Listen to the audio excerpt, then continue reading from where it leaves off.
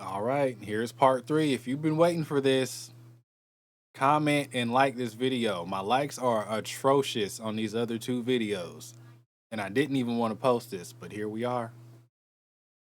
Betting thing, playing ball, and how that came about. I grew up in Redondo Beach. A lot of people think, oh, he came from money. No, my father was a construction worker. My mother was a librarian. And they parted ways when I was about 8 years old.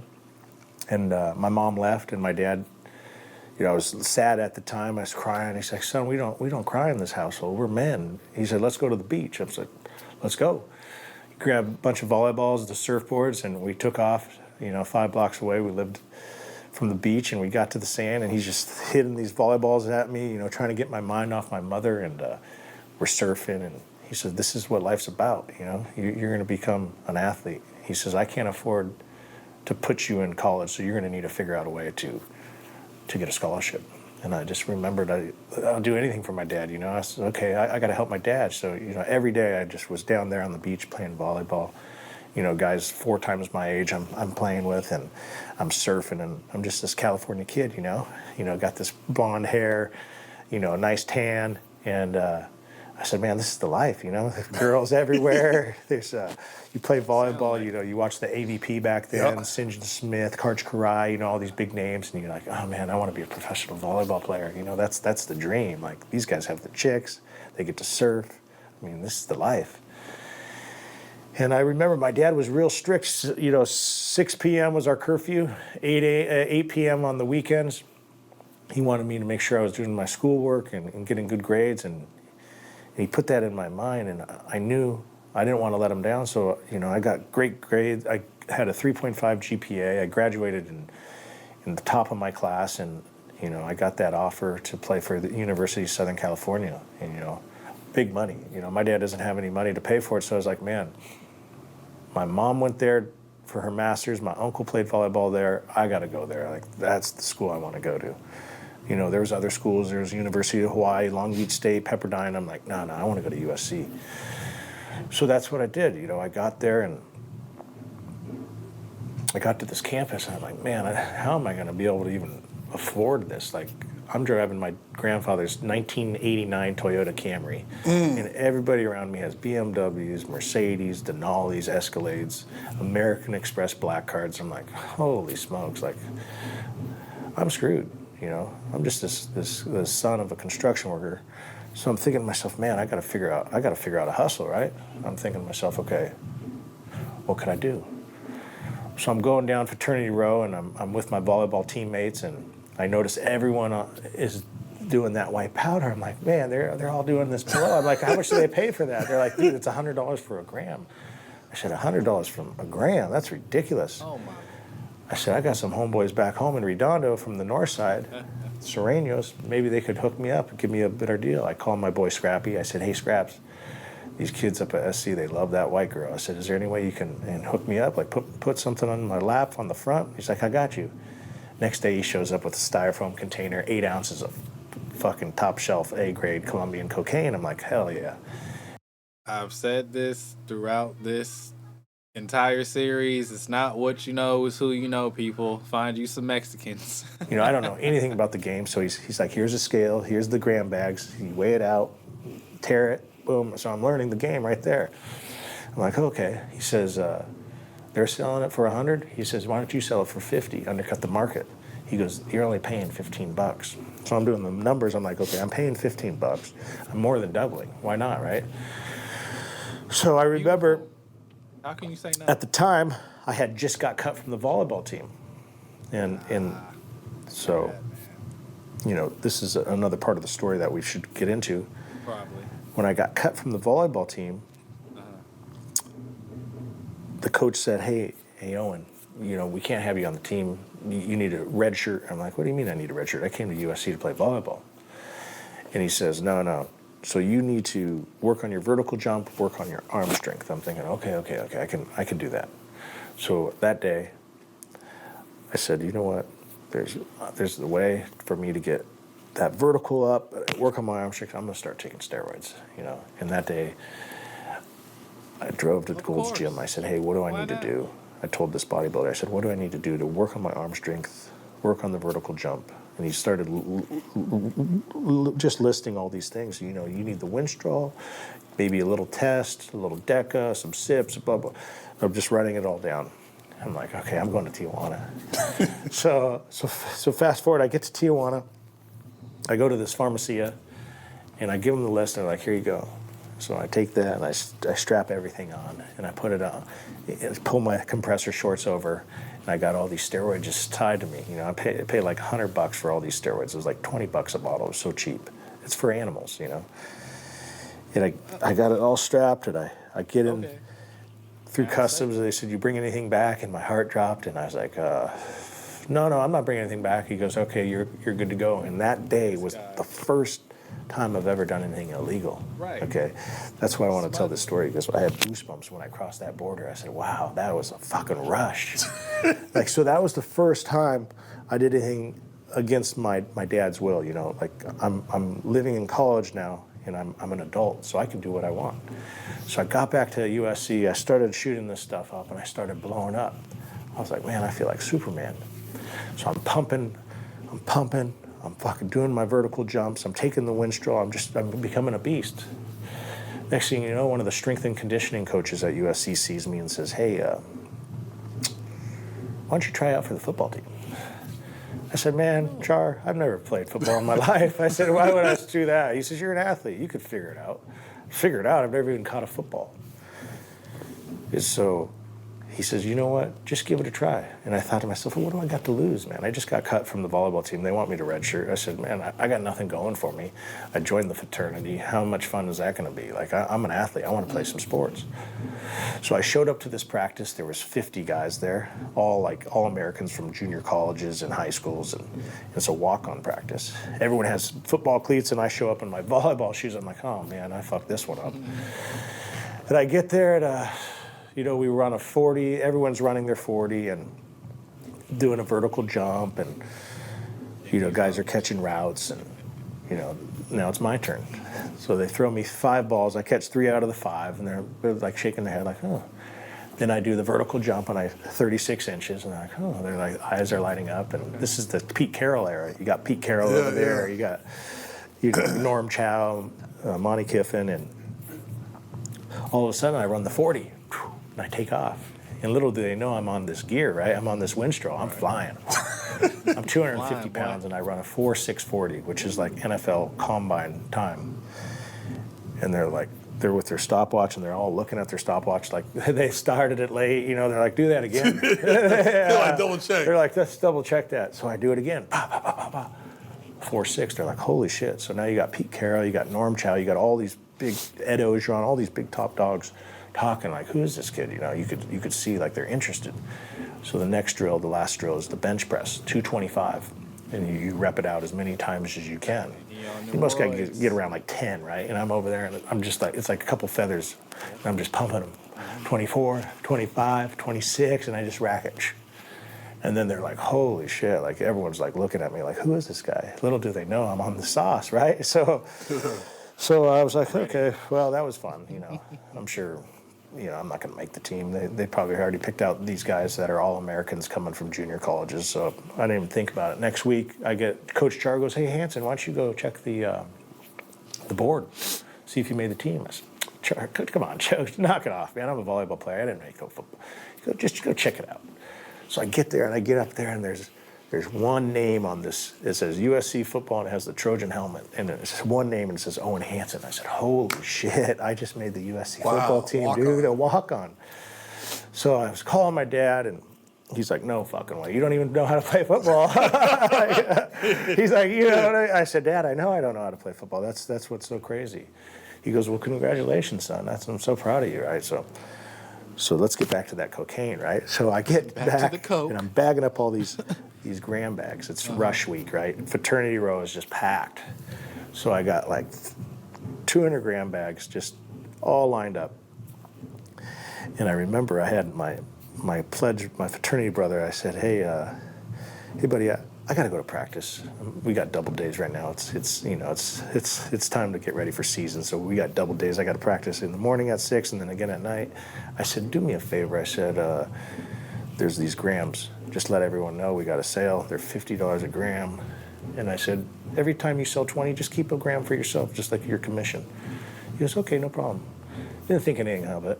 I leave to come back to practice. I come Don't do this, guys. Please, that was not a good idea, Owen. back from practice. He goes, we got a problem. I said, what's the problem? He goes, we're sold out. I said, what do you mean we're sold out? He said, I sold all 200 grams.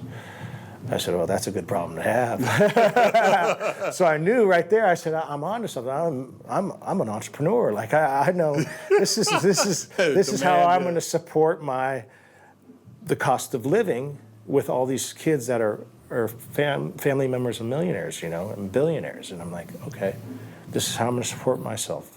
Now I can take that hot sorority girl on a date, or the girl on the volleyball team on the date. I can afford to buy them a cocktail. I can take them out to dinner. Next thing you know, 3 months later, I'm driving a Mercedes Benz. I'm starting to fit in. I'm like, I'm the man now. Yeah. So, that's how this thing snowballed. It started just with the grams, and then was on the football team. Next thing you know, everyone's saying, man, how do you get so big? Like, we want some of that. So now I'm going across that border every week, doing the same thing, strapping up, bringing it across. I got all the athletes at USC on the shit. All swole. They're all swole. They're just fucking beasts. They're like, man, this dude is the man. Like, dude, I feel like I'm Superman. I got girls wanting to be with me because I got the bag. I got the athletes want to be with me because I got the gear. I felt like the man. I'm offering this black market concierge service.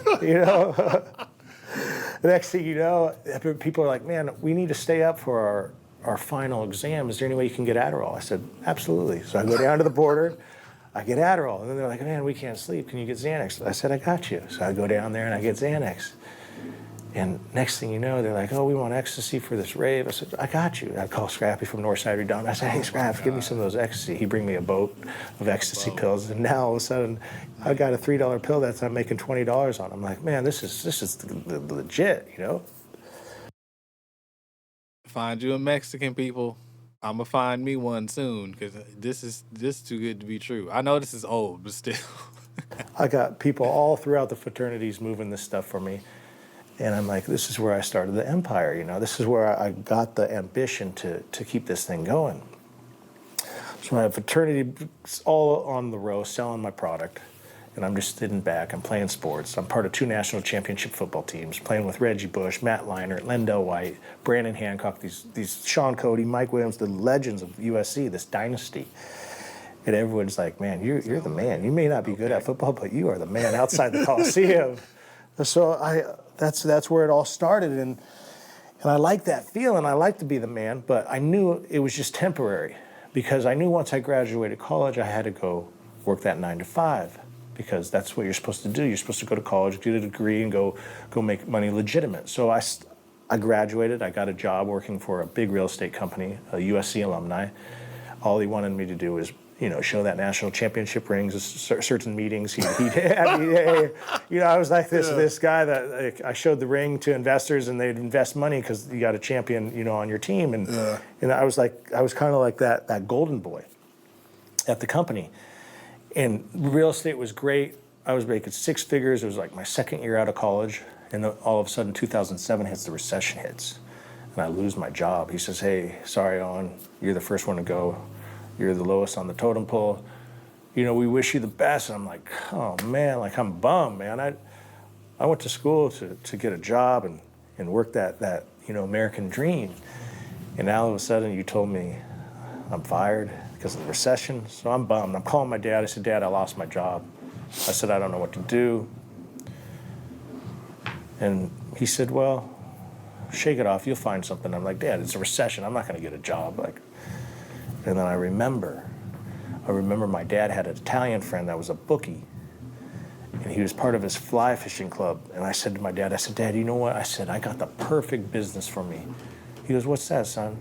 I said, I could be a bookie. All the customers that I have at USC that are my friends, I said, I could make them my customers for the gambling. And I told my dad, I said, I got all these professional athletes now in the NFL. I could make them my clients for gambling. My dad's like, oh, you know what, son? I'll let you have a meeting, but I don't want you doing this forever. I said, no, Dad, it's just temporary. It's just relax. So I remember I talked to his friend. I'll call him to Uncle Tony. So I said, "Hey, Uncle Tony, I got this great clientele, man. I got USC kids from Newport, Bel Air, Beverly Hills. I got I love how he just, oh, I just remembered my dad has a friend. He's a bookie.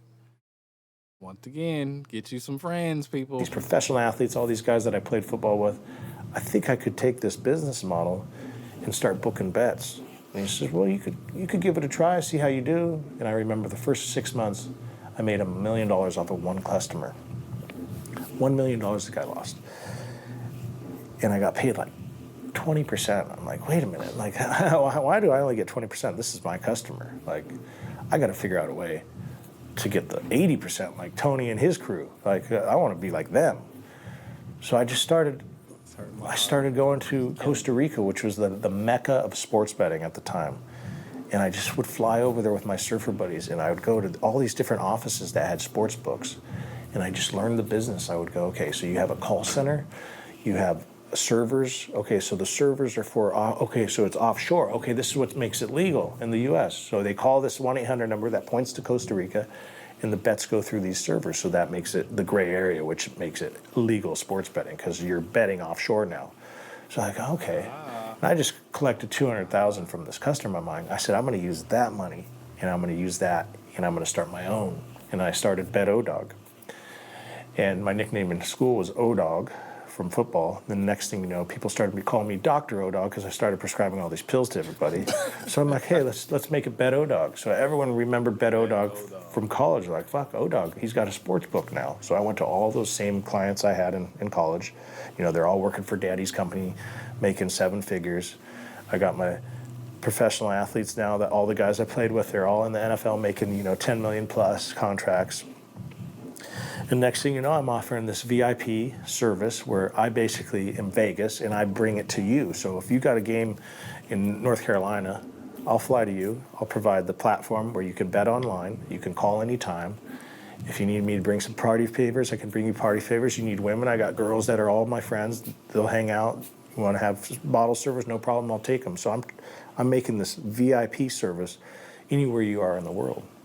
And I blew up. Everyone's like, man, everyone wants to bet with Bet O-Dog. So I was like, man, like, how do I get out of this? Like, this is fun. My dad's, calling, son, are you done with that sports bet? I said, Dad, I just begun, Dad. And I said, I'm having too much fun. I got A-list celebrities. I got Paris Hilton betting with me. I got big, top-notch clients. Paris Hilton's boyfriend, who's the heir of the chimichanga burrito. His dad's worth $500 million betting with me. We're talking, these guys are betting like $100,000 a week and losing, and I'm just collecting all this cash, just throwing money like it's nothing. And I'm like, man, this is where it's at. I start to learn the game that you can have this business all throughout the U.S., and all you have to do is you find someone that's honorable, that you can give them half of whatever they lose, and their job is just to collect the money. They collect the money. If they collect, say, $100,000, you give them a commission of 50%, a lot more than I was making at 20% when I was young. And I said, if I give everyone 50% in this business, they're all going to want to work with me. So I started to go nationwide. And my name was big, and then people in Mexico heard about me. Next thing you know, I'm booking bets in Mexico, and that's where this cartel introduction came. So, I blew the business up.